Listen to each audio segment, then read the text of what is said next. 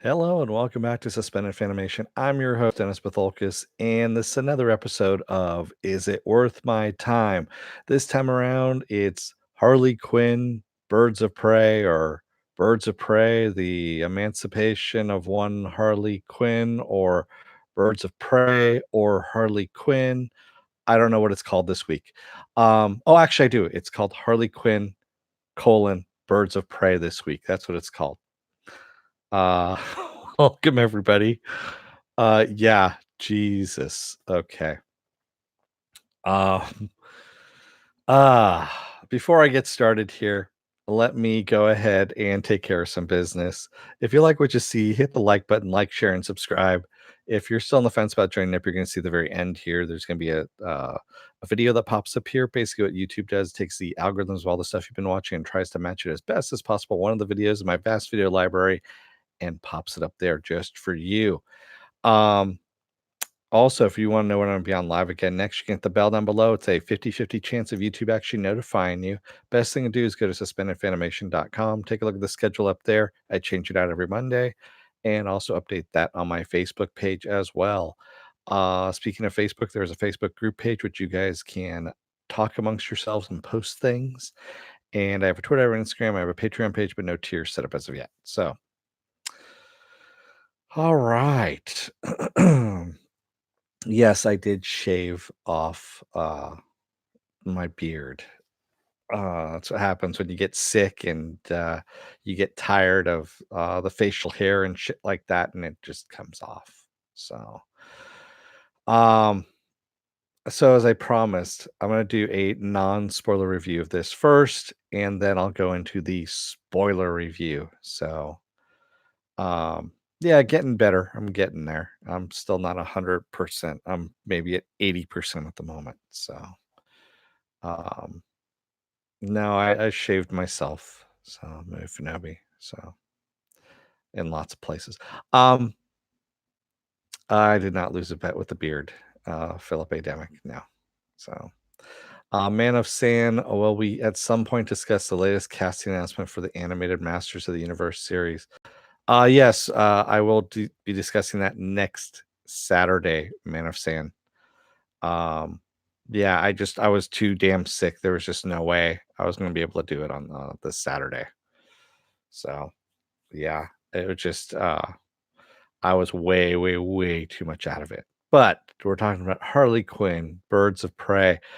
So, long story short, is it worth your time? It's an hour and 49 minutes long. If you can see it in a bargain matinee, then yes, it's worth your time. It's got some good stuff in it. It's got some good action scenes. The action scenes were actually helped along by the John Wick director. Actually, Kathy Yan talked to the John Wick director to help with the action scenes, and it shows. You can actually see that they're very similar in tone. So yes, that is actually worth it. Uh, there is some unevenness in the writing. I'll give you that. The writing's not the best that's done. And there is some MacGuffins. I would have gone in a different direction altogether on some stuff. But we'll get to that in the spoiler portion of it. So, long story short, for the non-spoiler review people who just want to know if they should go and see it, yeah, go and see it. Like I said, bargain matinee, you can't go wrong. I saw it for $10. I was fine with that. You know, that was my price point on that one.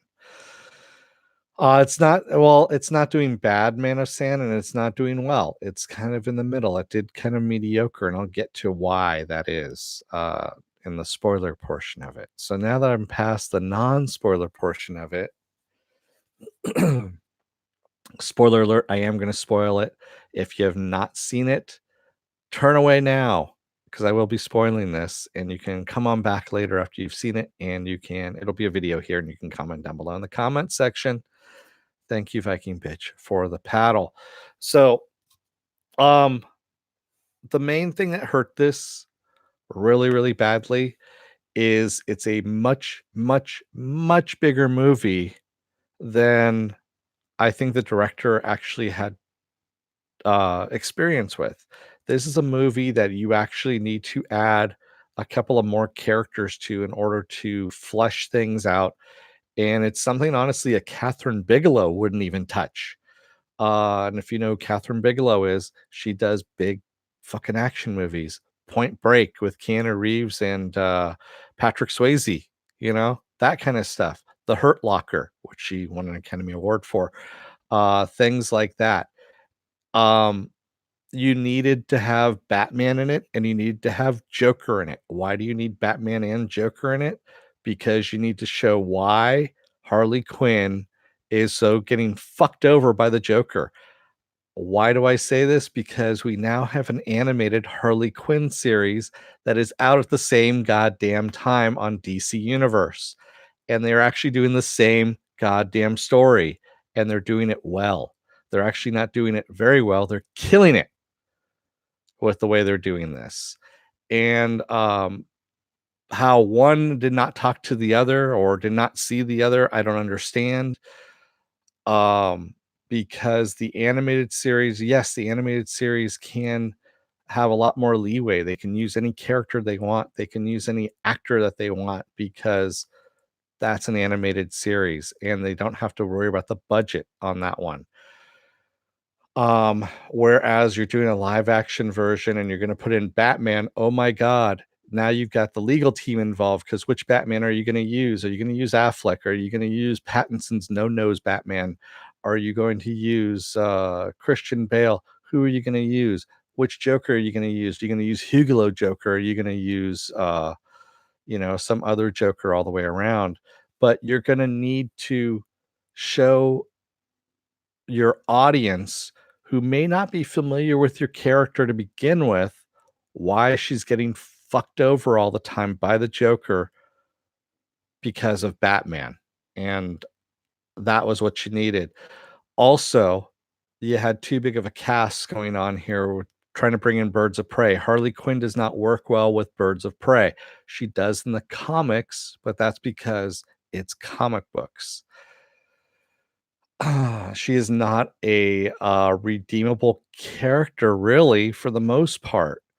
And you needed to do these girls right here, which is Gotham City Sirens, which is something that Margot Robbie had toyed with.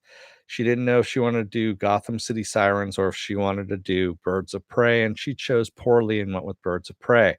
She should have gone with Gotham City Sirens, and that way you only have two other characters to deal with, which is Catwoman and Poison Ivy.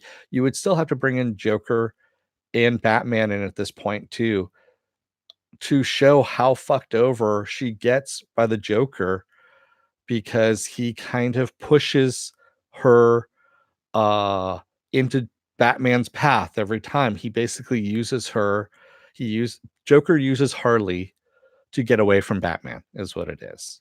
He's her patsy. Even though he says he loves her, that is the whole thing is he really loves Batman.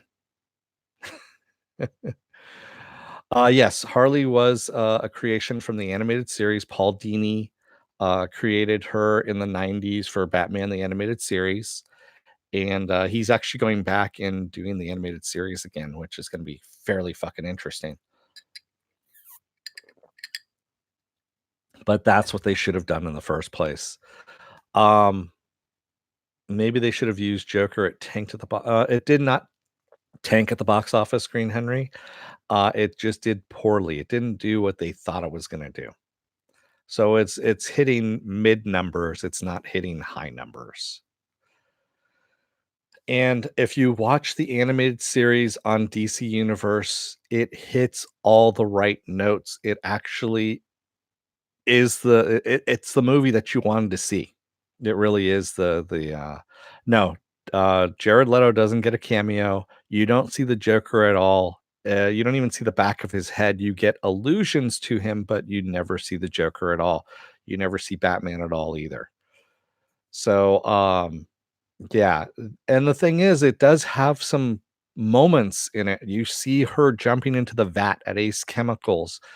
Um, you do see those kind of moments, but they're so few and far in between that it doesn't make any sense. And then let's talk about Cassandra Cain here. Cassandra Cain is supposed to be Batwoman or a future Batwoman. She's a MacGuffin here to carry a fucking diamond. Why? I have no idea.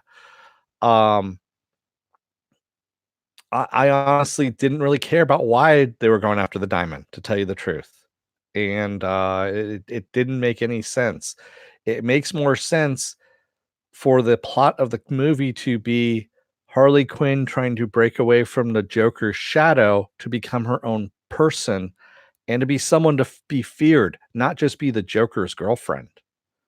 But as in the DC animated series, she wants to be someone who is feared, someone who is looked upon as her own person and is trying to make a name for herself.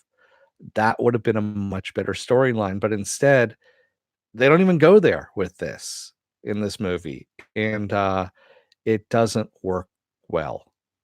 Again, like I said, it's a bigger story. It's something that a small budget movie, because this was what this was. This was supposedly a smaller budget movie, um, and it wasn't thought out. It really wasn't thought out. That's what was going on. Philip Demick says, work in the it works in the comics because the story it worked toward the story, huh? In the movie, they just wanted to skip ahead. Yeah, they skipped ahead is what they did. Huntress was bastardized. They did a kind of a shitty version of Huntress. Montoya didn't need to be there at all, quite honestly. They're just doing it because they want to introduce a female question, is what they want to do. That's what Montoya has become in the comics, is the female question. And yeah, I mean, Black Canary was good, but didn't have enough there to, to build anything on. It was like you had a whole bunch of little bits of nothing. And it was fast forwarding through a lot of stuff. If you're a comic book fan, you could fill in the gaps, sure. But if you're just Joe Blow, you know, coming in who doesn't know a fucking comic book from their hole in the head, they're not going to know what characters what, nor do they care. They just want to be there to be entertained by a story. And unfortunately, this story was not there. It was very haphazard. That's what that was. Viking Bitch says, I would have liked to have seen this series so they could have explored the story on a bigger arc. Yeah. Yeah. It's, again, too much and not enough attention to detail on some of the stuff. Um, yeah, Nairi, there are ways of I mean, Shazam is a perfect example. They did a great Shazam movie. That's the model right there. If you want a really good DC movie right now, Shazam is it. That is the way you do it. And they hit everything. I mean, they ticked all the boxes off on that. That's what they need to work on. They need to work on a formula, stick with it, and go. You can't just jump in the middle and try and force your characters in on an audience. It's just not going to work. Yeah. Yeah, Viking bitch, but you had been watching the animated series too. So you had already been primed already on the character and had some background on the character already. So it wasn't like you were Jane Blow, if you will, coming into this thing. You had some background to it. And you were able to fill in a little bit of the gap to it.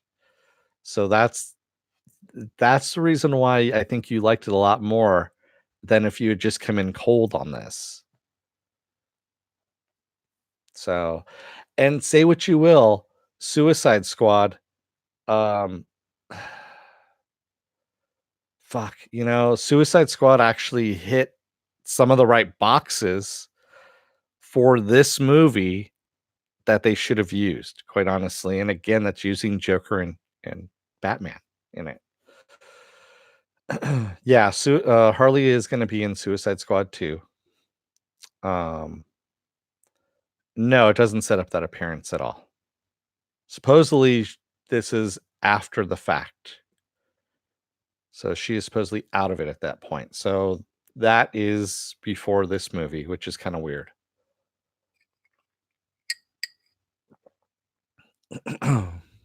Yeah.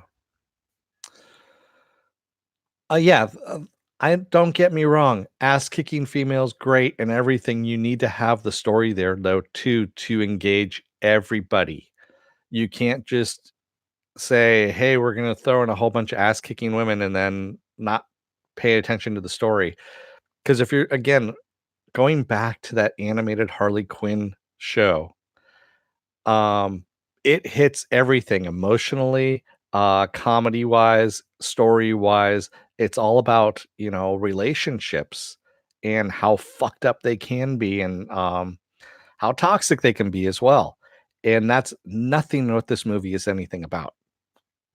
And that's really what it should have been about. It could have hit so much harder as a movie and been so much better. Um, yeah, it didn't work. On that aspect. Yeah. Suicide Squad 2: Die Harder? No. Uh, it's not. It's, Suicide Squad 2: Electric Boogaloo. Ah. So, yeah, there was a lot of things that were missing, and again, like I said, the script being one of them. The script was actually, uh there was some points in the script where I'm just kinda going especially the first hour, it's sped up, slow down, sped up, slow down, sped up, then really slowed down. And then sped back up again when you got some coke involved in it. And that's when, it started to pick back up again. And, yeah. You need to yeah, well, you need to have beats also when you're doing the Coke scene was funny. Yes, I agree. That's when things started picking up, and you could totally tell that was, Chad, Stiletzky's, fingerprints were all over that scene, completely all over that scene, especially with the leg breaking. The leg breaking one way, then going back the other way, and then coming back again, and that was Chad Stiletzky's, like I said, fingerprints all over that scene right there. Did the story feel like I had a bunch of rewrites? No, it felt like it didn't have an editor, is what happened, Philip Ademic. Uh, that was the problem. It felt like it didn't know where it wanted to go. Like, first, they wanted to do kind of a manic approach to it, and that didn't work. And then, okay, do we go with the heist approach? No, that's not going to work. And then they just kind of went with fuck it, we're just gonna try and do a comic book movie approach, and that didn't work either. It had too many different uh stamps to it, is what was going on. And also I think, like I said, the director, this is not her type of movie. This is not something that she normally does. She does a lot of indie movies, and she was woefully out of her depth. I'm sorry on that. It just really they kind of threw her in to the deep end, and I think they kind of set her up to fail on some of this stuff. Um, yeah, unfortunately. I mean, she did a good job with what she had to work with. Don't get me wrong, but still, there's just, yeah. Yeah, you're gonna hear a lot of complaints from comic book fans, Viking Bitch, because we like our comic books, and yeah, it's you know, you fuck with our characters, and we get upset about it. It happens. I mean, people are still bitching about Jared Leto's Hugalo Joker. I still bitch about it because that's not the Joker. That was just a fucking travesty. That's all it was. Um, The Green Henry Show. So, who does it work for best? Non-comic book fans or comic book fans? Um, man, I don't know. Tell you the truth, I think it kind of falls in the middle of just not really. I don't know. I really don't. I couldn't tell you on that. I don't know if it works for either. It's really kind of a middle of the road movie. It's not well done and it's not horribly done. It's a kind of a middle of the road movie. Pen Farm Girl says, "Wow, totally missed the alert for the live stream." Excuse me. Yeah. Can we see your TV projection from your lawn AC? No. Okay. I don't know what you're talking about. Whatever. Um, yeah. So, yeah, is it worth your time? Sure, if you want, like I said, if you can see it in a bargain matinee, then yes, it's worth it. I wouldn't spend any more than $10 on it, like I said. And then only once. I didn't need to see it again after that. So, I may watch it again on cable when it comes back out because it's gonna come out on HBO Max. We already know this because that is who owns Warner Brothers now. So, yeah. No, we must all, uh, hot the like? Okay. I don't know what that means, but sure. I don't know what, yeah. I don't know, guys. I'm recovering from a really nasty flu. So, my brain's, like, only kind of the way there anyway, so on most days, even less so today. But, there you go. There you have it. There's my take on it. I know you guys been waiting for a while, but, where do I rank it among DC films? Oh, it's not anywhere near my top 10, or top 20. I don't know. Uh, Green Hen it's not in the top 10, that's for sure. I look at it this way as, is it something I'm going to buy on Blu-ray? No, I'm not. That is something that, tells you if I'm into the movie or not, if I'm gonna buy it to rewatch it at some point in time. Shazam, I bought because it's an awesome movie. Um, Aquaman, I didn't because it was okay, but it wasn't, like, great. It was alright, but yeah, so and Suicide Squad, fuck that shit.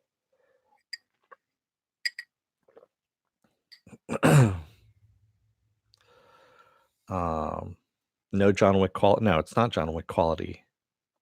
Like I said, you could tell that the action is John Wick action in it.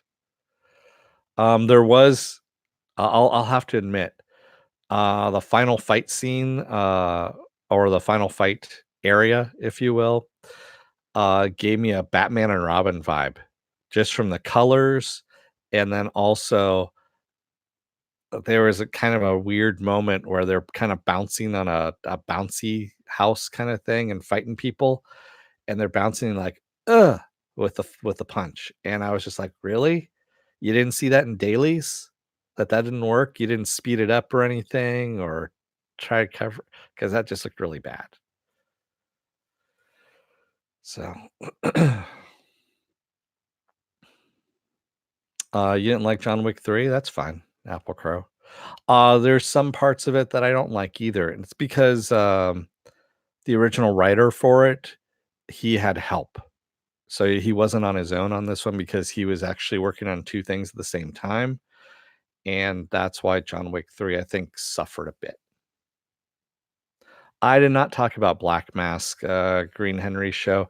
So one of the things you can also tell is that Ewan McGregor, ends up he's kind of pissed off. You can tell he's pissed off during the production of this. And as you're going into this, he starts becoming more and more flamboyant in scenes.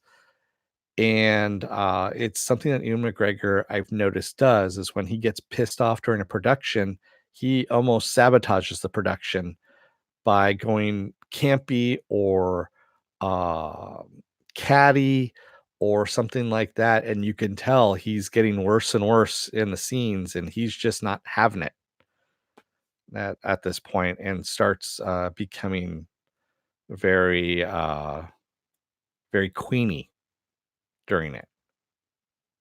Yeah. Um and oh man, yeah. It he does a bad job at some point in time in there too.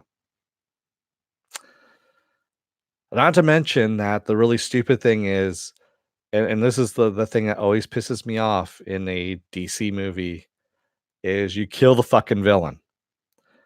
You don't kill villains in a DC movie. Sorry, you just don't. You don't do it. I mean, they had Victor Zsasz in this as well, who I guess is Black Mask's gay lover in this. At least that's what it looked like in it. Um, so and they kill off both of those characters. So yeah. Um, yeah, see, that's the whole thing, Viking Bitch, is they're not supposed to have a relationship, those two. And again, that's another thing that's just kind of one of those things that you probably pissed off a lot of comic book fans by doing that. So, yeah. No, not a lot like the comic book Black Mask, Green Henry show. Yeah.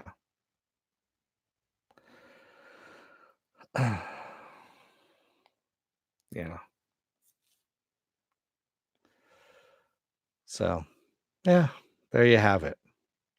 And again, like I said, the whole Cassandra Cain thing, swallowing the fucking diamond, was just stupid as all hell, and just a MacGuffin, so they can carry the kid around. She was I'm just gonna say it, she was a horrible actress. I don't know why they chose her. Um, you could have honestly gone to the CW and gotten just about any other kid off the CW that would have been a much better actress than her. So, yeah, I just was not enamored with her at all. I was kind of rooting for Zazaz to cut her open to get to the diamond. I'm a horrible person, I know that, but that's what happens.